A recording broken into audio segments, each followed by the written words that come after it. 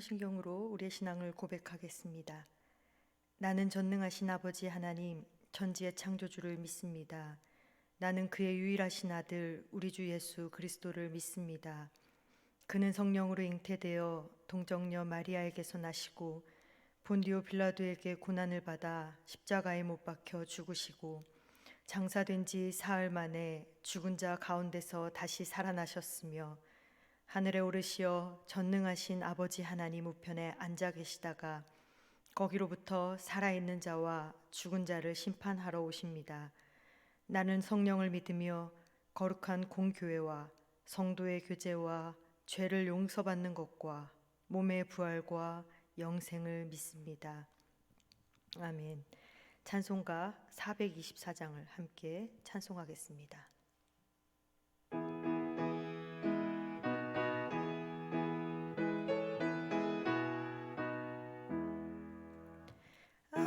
아버지여 나의 마음을 맡아 주관하시고 완악하고 교만한 것 병케하여 주소서.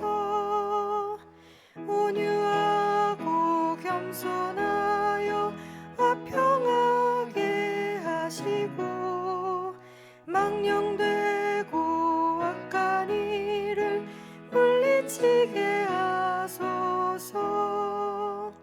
하나님의 은총 속에 나를 보호하시고 주의 사랑 줄이 되어 나를 메어 주소서. 구세주의 흘린 피로 죄를 씻어 주시고 성령이여 하늘 길로 나를 인도하소서.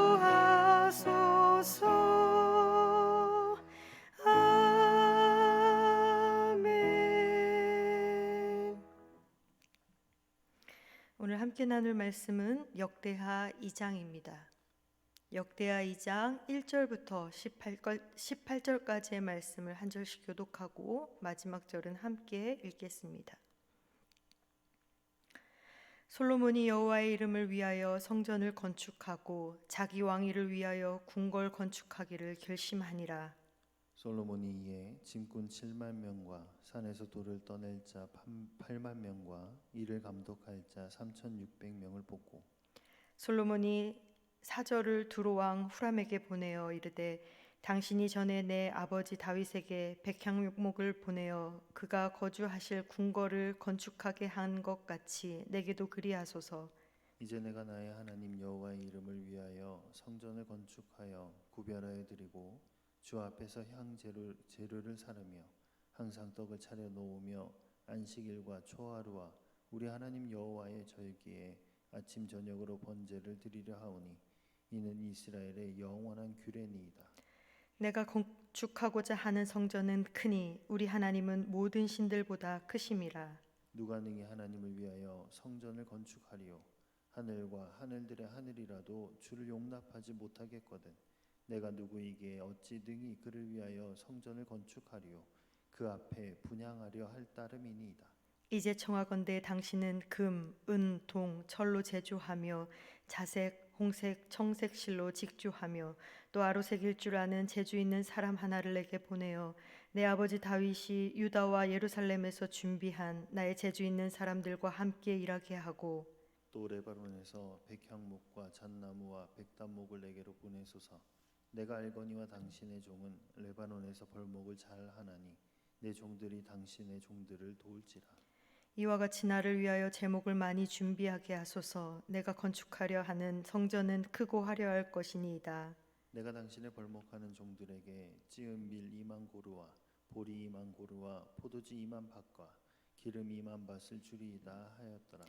두로 왕 후람이 솔로몬에게 답장하여 이르되 여호와께서 자기 백성을 사랑하심으로 당신을 세워 그들의 왕을 삼으셨도다. 후람이 또 이르되 천지를 지으신 이스라엘의 하나님 여호와는 송축을 받으실지로다. 다윗 왕에게 지혜로운 아들을 주시고 명철과 총명을 주시사 능히 여호와를 위하여 성전을 건축하고 자기 왕위를 위하여 궁궐을 건축하게 하시도다. 내가 이제 재주 있고 총명한 사람을 보내오니 전에 내 아버지 후람에게 속하였던 자라. 이 사람은 단의 여자들 중 한 여인의 아들이요 그의 아버지는 두로 사람이라. 능히 금, 은, 동, 철과 돌과 나무와 자색, 청색, 홍색 실과 가는 배로 일을 잘하며 또 모든 아로새기는 일에 익숙하고 모든 기묘한 양식에 능한 자이니 그에게 당신의 재주 있는 사람들과 당신의 아버지 내주 다윗의 재주 있는 사람들과 함께 일하게 하소서. 내 주께서 말씀하신 밀과 보리와 기름과 포도주는 주의 종들에게 보내소서. 우리가 레바논에서 당신이 쓰실 만큼 벌목하여 때를 엮어 바다에 띄워 요바로 보내리니 당신의 제목들을 예루살렘으로 올리소서 하였더라. 전에 솔로몬의 아버지 다윗이 이스라엘 땅에 사는 이방인들을 조사하였더니 이제 솔로몬이 다시 조사함에 모두 15만 3,600명이라. 그 중에서 7만 명은 짐꾼이 되게 하였고 8만 명은 산에서 벌목하게 하였고 3,600명은 감독으로 삼아 백성들에게 일을 시키게 하였더라. 아멘. 교회 안에서와 바깥에서의 모습이 다른 사람들이 있습니다. 분명 하나님이 창조주시라, 온 땅과 만물을 창조하신 창조주시라고 입으로는 고백하지만 정작 일상의 삶에서는 하나님이 계시지 않은 것처럼 행동을 하는 사람들을 찾아볼 수 있습니다. 혹 명절 연휴를 보내고 계신 저와 여러분은 가족과 친척들에게 그리고 지인들에게 어떠한 모습으로 살아가고 계십니까? 역대기 기록 당시의 유대인 공동체에도 이러한 문제들이 있었던 것 같습니다.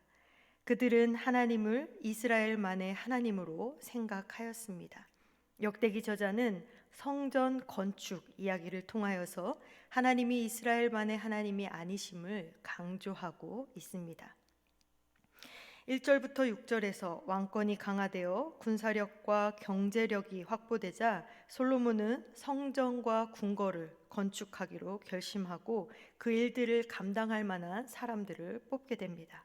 짐꾼 7만 명, 채석장 인부 8만 명, 감독 3,600명이라는 엄청난 규모의 인력이 투입되는 대공사였습니다. 그런데 이스라엘만으로는 이스라엘의 자재와 기술에는 한계가 있었기 때문에 솔로몬은 두로의 왕 후람에게 도움을 청하게 됩니다. 당시 두로, 즉 레바논 지역의 백향목은 최고급 목재였습니다. 게다가 두로는 뛰어난 기술자들도 많이 있었습니다. 그런데 두로는 하나님을 섬기는 나라가 아니었지요. 그럼에도 불구하고 솔로몬은 두로 왕 후람에게 자신이 지을 성전에서 행할 제사와 예배에 대하여 자세히 설명합니다. 4절 5절 말씀입니다. 이제 내가 나의 하나님 여호와의 이름을 위하여 성전을 건축하여 구별하여 드리고 주 앞에서 향 재료를 사르며 항상 떡을 차려 놓으며 안식일과 초하루와 우리 하나님 여호와의 절기에 아침 저녁으로 번제를 드리려 하오니 이는 이스라엘의 영원한 규례이니이다. 내가 건축하고자 하는 성전은 크니 우리 하나님은 모든 신들보다 크심이라. 그뿐만이 아니라 솔로몬 왕은 후람에게 하나님이 모든 신보다 크시기에 그분께 어울릴 만한 성전을 건축할 수는 없을 것이라고 고백하는 것을 볼 수 있습니다. 어찌 보면 솔로몬의 말은 마치 두로의 종교와 기술을 무시하는 것처럼 보일 수가 있습니다.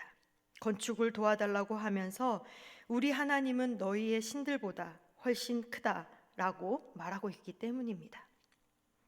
두로의 기술자들을 요청하면서 우리 하나님은 너무도 크셔서 누구도 그분께 어울릴 만한 성전을 지어드릴 수 없다라고 말하고 있기 때문입니다. 그러나 분명한 진리이기에 솔로몬은 거리낌 없이 후람에게 자신의 신앙을 고백하고 있는 것을 발견할 수 있습니다. 저와 여러분은 있는 자리에서, 우리의 삶의 자리에서 솔로몬과 같이 거리낌 없이 우리의 신앙을 고백하는 삶을 살아가고 계십니까? 교회 안에서만 신앙을 고백하며 신앙을 드러내는 것이 아니라 우리의 삶의 자리마다 신앙을 고백하는, 신앙의 고백이 넘쳐나기를 바라며 또 복음의 삶을 분명하게 드러내며 살아가는 삶을 사시기를 소망합니다. 특히나 이 명절 연휴를 보내고 있는 이때에 가까운 나의 가족과 친지, 지인들에게 먼저 우리의 신앙을 고백하는 삶을 나타내며 복음으로 살아갈 수 있기를, 복음의 삶을 분명하게 드러내는 삶을 살아가시기를 주님의 이름으로 축복합니다. 이 성전은 이스라엘 사람의 기술과 이스라엘 영토 내의 자원으로만 이루어지지는 않았습니다. 7절부터 10절을 살펴보면 성전이 단순히 이스라엘만을 위하여 지어지는 것이 아니라 온 세상에 하나님의 영광을 드러내기 위하여 지어짐을 암시하고 있습니다. 솔로몬은 우선 성전을 화려하게 꾸미기 위해 금속 가공 기술과 직조 기술을 가진 사람을 두로 왕에게 요청합니다. 그리고 큰 건축물을 짓기 위한 큰 목재들 역시 두로에서 수입을 하게 되었습니다. 그 나무를 벌목하는 데에도 두로 사람들의 기술과 또 인력이 필요하였습니다. 경험이 필요하였습니다. 이스라엘 사람들은 그들을 돕는 역할만 했을 뿐입니다. 솔로몬은 그들의 기술과 노동의 대가로 밀, 보리, 포도주, 기름을 제공하겠다고 하였습니다. 이스라엘의 주요 산업이 농업이었기 때문에 큰 건물을 짓기 위한 자재와 기술이 부족했음을 알 수 있습니다. 그래서 솔로몬은 이스라엘의 농산물과 두로의 목재와 건축 기술을 교환하는 방식을 통하여서 성전 건축을 실행하였습니다. 이는 우리가 하나님의 일을 할 때에 교회 안에 지식이나 기술 또는 인력만을 사용해야 한다는 선입견을 깨주고 있습니다. 교회는 세상과 분명 구별되어야 하지만 그렇다고 하여 세상과 단절되어서는 안 되는 것을 알려주고 있습니다. 이 세상의 모든 것은 하나님이 만드신 피조물이기에 교회는 세상의 자원과 기술 또한 지혜롭게 사용해서 하나님께 영광을 돌려야 하는 것입니다. 교회는 분명 세상과 구별되지만 세상 속으로 보냄을 받은 공동체입니다. 우리에게는 지역사회를 변화시켜야 한다는 사명이 주어져 있지요. 그 사명을 감당해 나갈 때에 우리가 지역사회로부터 도움을 받아야 할 경우도 있으며 다른 사람들과 함께 대화하고 서로의 필요를 채워주는 모습도 있어야 합니다. 그리고 무엇보다도 그들에게 진리를 담대히 전할 수 있어야 합니다. 이런 역동적인 우리의 신앙의 모습을 통해 우리가 속해 있는 지역사회에 하나님의 영광을 드러낼 수 있는 것입니다. 지역사회에 앞서 명절로 모인 우리 가족과 친척들에게 먼저 진리를 담대하게 전할 수 있는 저와 여러분이 되시기를 축복합니다. 그런데 하나님의 나라를 세상에 전파하는 것이 가나안 정복처럼 마치 전투적으로 세상과 싸우라는 의미로 받아들이는 분들이 간혹 계시기도 합니다. 성전은 하나님의 나라 확장을 훨씬 더 다각적으로 조명하고 있음을 알 수가 있습니다. 이방의 왕 후람이 이스라엘의 왕 솔로몬에게 보낸 서신을 통해 하나님의 나라가 칼이 아닌 지혜로서 세상을 다스린다는 진리를 알 수 있습니다. 두로는 하나님께서 가장 가증하게 여기셨던 우상 몰렉을 섬겼던 베니게의 수도입니다. 그런데 11절 12절에서 두로 왕 후람이 여호와께서 자기 백성을 살아가신다, 천지를 지으신 이스라엘의 하나님 여호와라고 표현하며 하나님을 찬양하는 모습을 발견할 수 있습니다. 물론 이것은 이스라엘의 힘을 인정하지 않을 수 없었던 후람의 외교적 언사였을 것으로 추정하지만 분명한 것은 후람이 솔로몬에게 굴복하고 그 요구를 받아들이며 하나님을 높였다라는 사실입니다. 칼이 아니라 국제 조약을 통하여서 하나님이 찬송을 받으신 것입니다. 이는 솔로몬이 칼이 아니라 지혜로 이스라엘뿐만 아니라 이방까지 다스리게 되었음을 보여주고 있는 것입니다. 솔로몬이 외교적 관계를 통해 후람으로 하여금 하나님을 인정하게 만들었던 것처럼 하나님께서 저와 여러분에게도 지혜를 주셔서 우리와 연결되어 있는 모든 사람들이 하나님을 알게 되고 하나님을 인정하게 만드는 데 사용되어지기를 소망합니다. 그래서 올해 우리 교회의 표어처럼 복음의 삶으로 세상을 비추는 삶을 살아가시기를 주님의 이름으로 축복합니다. 이렇게 성전은 이스라엘의 지혜와 이방의 지혜가 함께 어우러져서 지어지게 되었습니다.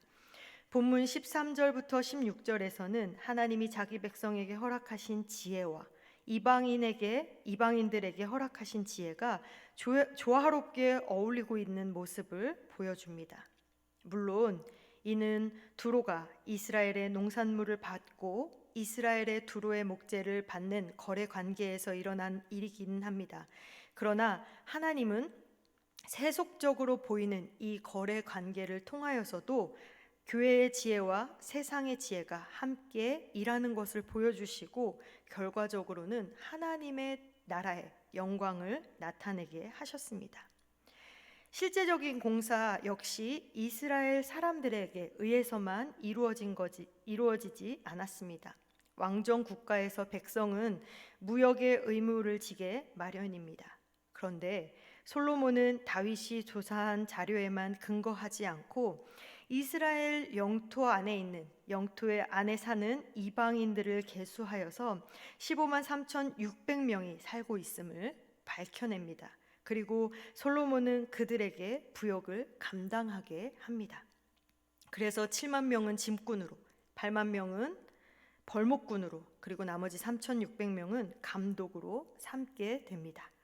결국 이 하나님의 성전은 이스라엘의 지혜와 이방의 지혜로 이스라엘의 노동과 이방의 노동이 모두 사용되어 이스라엘뿐만 아니라 세상의 모든 민족을 향한 만민이 기도하는 집으로서의 성전으로 지어지게 되었습니다. 교회 역시 우리끼리 335 모이는 모습을 버리고 마음을 열어 세상으로 나아가야 할 줄로 믿습니다. 하나님은 이스라엘의 왕에게 지혜를 주심으로 이스라엘과 함께 이방까지도 다스리게 하셨습니다. 이처럼 교회는 하나님의 지혜를 받아 세상으로 나아갈 수 있습니다. 우리 교회 역시 이웃과 함께 지혜로운 관계를 이어가면서 저들이 하나님을 인정할 수 있도록 해야 할 것입니다. 그 사역을 감당하기 위해 저와 여러분에게 하나님의 지혜가 필요합니다. 그 지혜를 얻기 위해 하나님의 말씀을 기억하며 연구하고 하나님의 뜻을 찾는 저와 여러분이 되시기를 주님의 이름으로 축복합니다. 기도하겠습니다. 우리에게 지혜 주시기를 원하시는 하나님, 하나님의 지혜로 복음의 삶을 살아내기를 소망합니다. 우리가 살아내는 복음의 삶으로 세상을 비추는 삶을 살아갈 수 있도록 도와주시고 우리가 속한 모든 삶의 자리에서 하나님의 영광을 드러내는 삶을 살아가게 하옵소서. 모든 교인들이 하나님의 말씀과 지혜로 무장하여 세상에 나아갈 때에 성도들의 삶을 통하여 세상이 하나님을 인정할 수 있는 삶을 살아가게 하소서. 담임 목사님의 영육간의 강건함을 주시고 지혜를 주셔서 하나님의 일들을 잘 감당할 수 있도록 인도하여 주옵소서. 돕는 부목사들과 항종직들에게도 지혜를 주시어 담임 목사님을 도와 교회를 든든히 세워가게 하옵소서. 병황준의 환우들을 돌보아 주시고 육신과 마음과 정신의 연약함을 돌보아 주시며 긍휼히 여기시는 자비롭고 은혜로우신 하나님만을 바라보게 하시며 약속의 말씀을 붙들고 겸손히 주님께 나아가는 믿음을 주시고 주신 은혜를 기억하며 감사한 삶으로 살아갈 수 있도록 인도하여 주시옵소서. 또한 이 새벽에 많은 기도의 제목들을 가지고 주님 앞에 나아온 눈물로 기도하며 부르짖는 성도들의 신음소리와 통곡을 들어주시고 주님 지혜를 허락하여 주시어 주님 주시는 지혜로 크신 뜻과 때를 헤아릴 수 있도록 하나님 인도하여 주옵소서. 감사드리며 예수님의 거룩하신 이름으로 기도드립니다. 아멘. 하늘에 계신 우리 아버지, 아버지의 이름을 거룩하게 하시며 아버지의 나라가 오게 하시며 아버지의 뜻이 하늘에서와 같이 땅에서도 이루어지게 하소서. 오늘 우리에게 일용할 양식을 주시고 우리가 우리에게 잘못한 사람을 용서하여 준 것 같이 우리 죄를 용서하여 주시고 우리를 시험에 빠지지 않게 하시고 악에서 구하소서. 나라와 권능과 영광이 영원히 아버지의 것입니다. 아멘.